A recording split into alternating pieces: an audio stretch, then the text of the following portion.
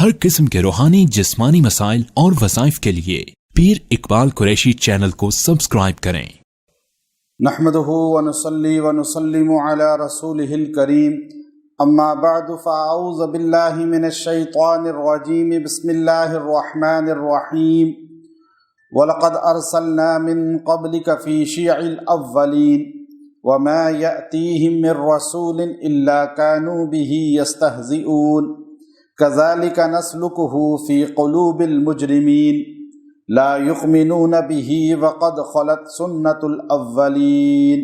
सदक़ल्लाहुल अज़ीम। ये कुरान हकीम की सूरह हिज्र की आयात हैं जिनमें अल्लाह रब्बुल इज़्ज़त ने अंबिया अलैहिस्सलातु वस्सलाम की बेसत को बयान किया और इसके अंदर बताया कि कौन लोग हैं जो नबियों का मजाक उड़ाते थे और जो नबियों का मजाक उड़ाते थे उनके साथ क्या सलूक हुआ और जो नबी थे उनको अल्लाह रब्बुल इज़्ज़त ने क्या इज़्ज़त और उरूज अता फरमाई। आज भी मुआशरे के अंदर दीनी लोगों का मजाक उड़ाया जाता है और लोग इसलिए दाढ़ी नहीं रखते, पगड़ी नहीं पहनते, सुन्नत के लिबास नहीं पहनने को तैयार होते नौजवान तबका अक्सर कि जो लोग मजाक उड़ाएंगे। याद रखें, अगर आपका कोई मजाक उड़ाता है तो आप खुश हो जाएं कि हमें नबियों की अल्लाह ने एक सुन्नत अता कर दी कि हमारी मजाक उड़ाई जा रही है। अंबिया की भी मजाक होती थी इस तरह उड़ाना, लेकिन जो लोग दीनी शिआर का, दीनदारों का हद दर्जे तमस्खुर और मजाक करते हैं और उनकी तौहीन और तजलील करते हैं, इसके अंदर अल्लाह ने एक अमले मुजर्रब रखा है अंबिया अलैहिस्सलातु वस्सलाम का कि अगर इसको पढ़ा जाए अल्लाह रब्बुल इज़्ज़त जो है इनको उस तज़हीक तो जो तहकीर है उस मजाक से अल्लाह रब्बुल इज़्ज़त निकाल के देते हैं और तहकीर करने वालों को अल्लाह रब्बुल इज़्ज़त जो है अपनी गिरफ्त में ले लेते हैं।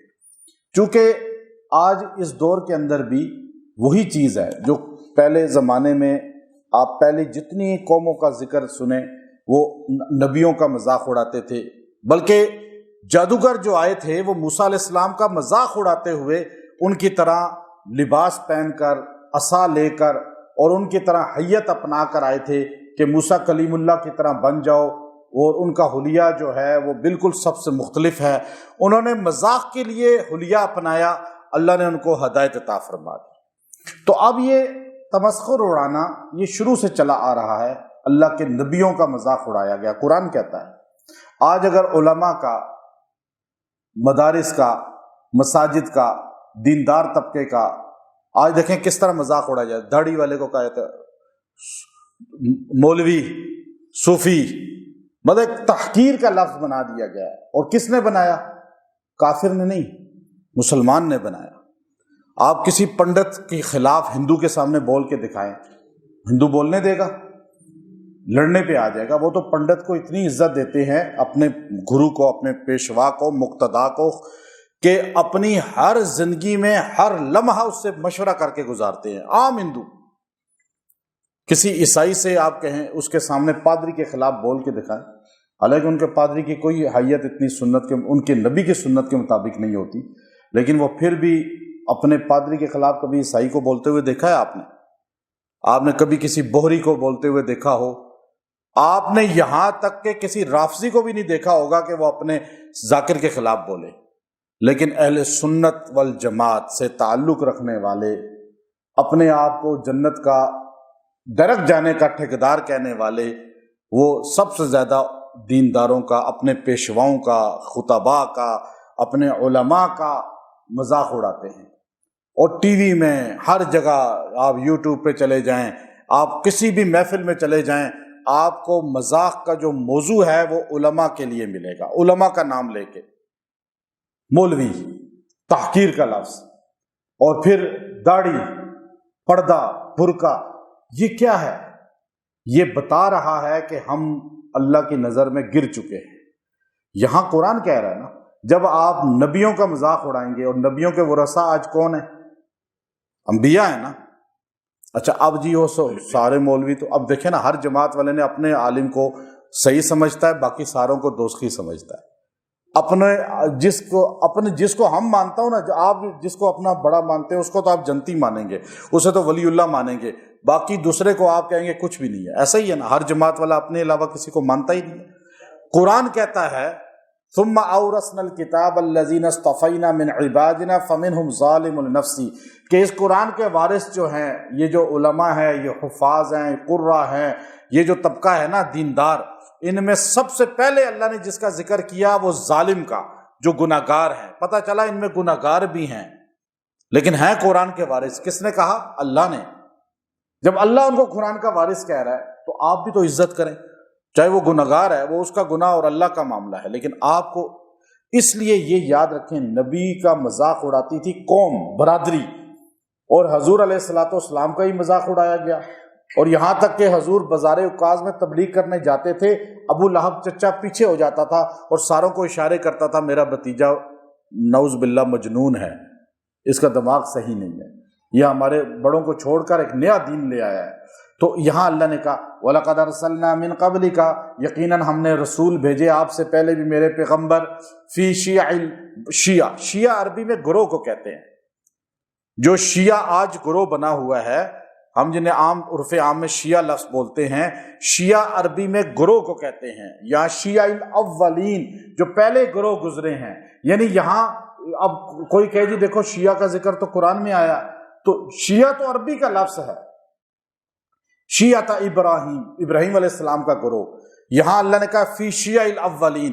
لفظ شیعہ قرآن پاک میں جہاں بھی آیا ہے وہاں کفار کی طرف اشارہ کیا گیا ہے, کہ یہاں بھی کفار کی طرف اشارہ ہے کہ آپ سے پہلے جتنے رسول آئے اور جتنے بھی ان کے شیعہ یعنی ان کے ماننے والے, شیعہ ماننے والے وہ کہتے ہیں, جیسے شیعان علی, حضرت علی رضی اللہ تعالیٰ عنہ کے ماننے والے, انہیں شیعان علی کہا گیا.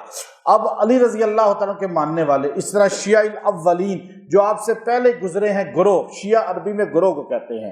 اب فرقے کو کہتے ہیں, جمعیت کو کہتے ہیں, جماعت کو کہتے ہیں. تو یہاں کہا آپ سے پہلے جتنے گروہ, جتنے فرقے گزرے وہ سارے کیا کرتے تھے, تو وہ کہتے وما یاتیہم من رسول, ہم نے نہیں بھیجا مگر سب کے پاس رسول بھیجا, الا کانوا بہ یستہزئون, اور ان لوگوں نے کیا کیا نبیوں کے ساتھ, یستہزئون, مذاق اڑایا نبیوں کا, تمسخر کیا, توہین کی. تو اب کہے جی ہمارا ذکر قرآن میں ہے تو وہ تو توہین کرنے والوں کا کہا گیا تمہارا کیا. اور دیکھیے مطابقت ایسی ہے کہ آج بھی صحابہ کرام کی, ابو بکر رضی اللہ تعالیٰ عنہ, عمر رضی اللہ تعالیٰ عنہ, عثمان رضی اللہ عنہ کی توہین کرنے والے اپنے آپ کو یہی کہتے ہیں. تو اس لیے پہلے نبیوں کی توہین کرنے والے جو تھے, ہم نے ان کے پاس نبی بھیجے کہ تمہیں ہدایت مل جائے, لیکن ہدایت نہیں ملی, انہوں نے نبیوں کی توہین کی, اللہ نے ان پہ گرفت کی, پکڑ کی, عذاب بھیجا. اچھا کذالک نسلکہ فی قلوب المجرمین, ہم نے اسی طرح ٹھہرا دیا ان کے دلوں کو, جو مجرم لوگ تھے, یعنی ان کے دل بیٹھ گئے. بیٹھے کیسے؟ پختہ ہو گئے کہ یہ نبی غلط ہیں, نبیوں کی توہین کرو. اب انہیں کوئی سمجھانے والا نہیں تھا, ساری قوم نبیوں کی توہین کرتی تھی. ایک نبی ہوتا تھا اور پوری برادری اس کی توہین کر رہی ہے اور اسے گالیاں دے رہی ہے, پتھر مار رہی ہے. یہ چلتا رہتا تھا اور یہاں تک کہ نبی کریم صلی اللہ علیہ وسلم کو اللہ نے فرمایا میرے پیغمبر آپ مکے میں اکیلے ہیں, پھر آپ کے ساتھ 10 15 20 100 ہوئے, لیکن کیا ہے پورا مکہ, پوری عرب کی زمین اور پوری دنیا میں کوئی کلمے والا نہیں آپ 100 150 کے علاوہ. تو آپ اکیلے تنہا توحید کا علم بلند کر رہے ہیں. تو آپ سے پہلے ایسے ہی ہوتا تھا, تمسخر ہوتا تھا, مذاق ہوتا تھا, لیکن آپ نے حق بات چھوڑنی نہیں ہے. آپ علاقے میں ایک بندہ دین کا کام کرے لیکن حق بات کو بیان کرے, اللہ رب العزت اس کے ذریعے سے پورے علاقہ کے اندر ہدایت کی ہوائیں چلا دیں گے اور لوگ آہستہ آہستہ جڑنا شروع ہو جائیں گے. تو اس لیے یہ سوچنا جی میں اکیلا ہوں, میں برادری ایک طرف ہے, میں ایک طرف ہوں, نہیں. آپ اکیلے کام کریں, رزلٹ ملے گا آپ کو. اور اس کا رزلٹ آپ دیکھیے کہ اس علاقہ کے اندر پہلے ایک مسجد بھی نہیں ہوتی تھی اہل حق کی, اور آج یہاں پہ 15-16 مساجد ہیں, اور الحمدللہ سارے لوگوں کو اویئرنیس ہو گئی قرآن کی, حدیث کی, فقہ کی. تو اصل چیز کیا ہے؟ حق کا علم بلند کرنا. پھر فرمایا کذالک نسلکہ فی, ان کے دلوں کو ہم نے جما دیا, لا یؤمنون بہ, یہ کبھی ایمان نہیں لائیں گے. وقد خلت سنت الاولین, یہی طریقہ تو پہلوں کا چلا آ رہا ہے کہ پہلے بھی نبیوں کا جو مذاق کرتے تھے وہ کبھی مومن نہیں بنتے تھے. یاد رکھیں یہ بڑی سخت بات ہے, اگر کوئی مذاق اڑاتا ہے نا نبیوں کا, اللہ کہتے ہیں اسے کبھی ایمان نہیں ملتا. اور جو حضور علیہ السلام کے علماء کا, حضور کے ورثاء کا, انبیاء کے ورثہ علماء کا مذاق اڑاتا ہے اسے ایمان پر موت نہیں آتی۔ یہ پکی بات لکھی، اور اس کو مولانا رشید گنگوئی رحمۃ اللہ علیہ کے پاس علی گڑھ جب بنا تو سر سید احمد خان نے اس کی بنیاد رکھی۔ ادھر دارالعلوم دیوبند کی بنیاد مولانا رشید گنگوئی رحمۃ اللہ علیہ، مولانا قاسم نانوتوی رحمۃ اللہ علیہ نے رکھی۔ علی گڑھ سر سید اور مولانا قاسم نانوتوی ایک استاد مولانا مملوک علی کے شاگرد تھے، اور ایک نے انگریزی تعلیم کے لیے کالج بنایا، یونیورسٹی بنائی، اور ایک نے مدرسہ بنایا۔ اب دونوں کو مقبولیت ملی ہے، لیکن وہاں پر نیچری مذہب یعنی لبرل بنایا گیا، کمیونسٹ بنایا گیا، تو وہاں کے طلباء جو اسٹوڈنٹ تھے ان کے دل میں علماء کا بغض ڈالا گیا کہ یہ علماء ایسے ہیں ایسے ہیں ایسے ہیں، کوتاہیاں، جیسے آج میڈیا علماء کی کوتاہیاں دکھاتا ہے، خوبیاں نہیں دکھاتا۔ کوئی ٹی وی چینل عالم کو بٹھا کے نہیں بتائے گا کہ اس نے اتنا بڑا کام کیا ہے، ان سے اتنے لوگوں کی اصلاح کی ہے، اتنا جو ہے سیلاب میں لوگوں کی مدد کی ہے، نہیں بتائیں گے، لیکن خامی ایک ہوگی، اچھال دیں گے۔ اب دیکھیے کہ علی گڑھ کے طلباء کے ذہن بن گئے تھے مولویت کے خلاف، تو انہوں نے ایک طالب علم کو جنازے کی چارپائی پہ لٹایا اور کہا چلو آج مولانا رشید گنگوئی کا امتحان لیں گے اور ان کے ساتھ مذاق کریں گے، اور پھر سارے کالج یونیورسٹی میں ہمارے یہ چرچا ہوگا، اور دارالعلوم جو بستی دیوبند ہے وہ ساری ہنسے گی مولویت پر۔ تو اب انہوں نے ایک چارپائی پہ لٹا کر 4 بندوں نے چارپائی اٹھائی اور کہا حضرت جنازہ پڑھا دیں، ہمارا نوجوان فوت ہو گیا ہے، مسافر ہے، کہیں سے آیا ہوا تھا، یونیورسٹی میں پڑھتا ہے، تو آپ جنازہ پڑھا۔ آپ نے کہا اچھا اس کو رکھو چارپائی کو، میں وضو کر لوں۔ سنت کے مطابق وضو ہوتا تھا حضرت کا، اور وہ ٹائم لگتا تھا، ہماری طرح تو نہیں چھٹ چھٹ کیا اور بس نکل آئے، پتہ ہی نہیں چلا، کوئی جگہ خشک بھی رہی ہے اور وضو ہوا ہی نہیں، اور نمازیں ایسے ہی ہو رہی ہیں ساری۔ تو اب وہ حضرت نے پوری سنت کے مطابق وضو کیا، حضرت جلدی آئیں جلدی آئیں، آ گیا، آئے، آپ نے کہا اللہ اکبر، پیچھے وہ 4 5 اور 8 10 محلے کے لوگ بھی آگے پیچھے، اللہ اکبر۔ جب آپ نے سلام پھیرا تو وہ لڑکے بھاگے ہوئے چارپائی کے، اٹھ اٹھ، اس کو کہتے ہیں اٹھ اٹھ۔ ہاں، آپ نے کہا بھائی اس کا تو جنازہ ہو گیا ہے، اب کہاں سے اٹھے؟ اب وہ اصل میں مر گیا تھا۔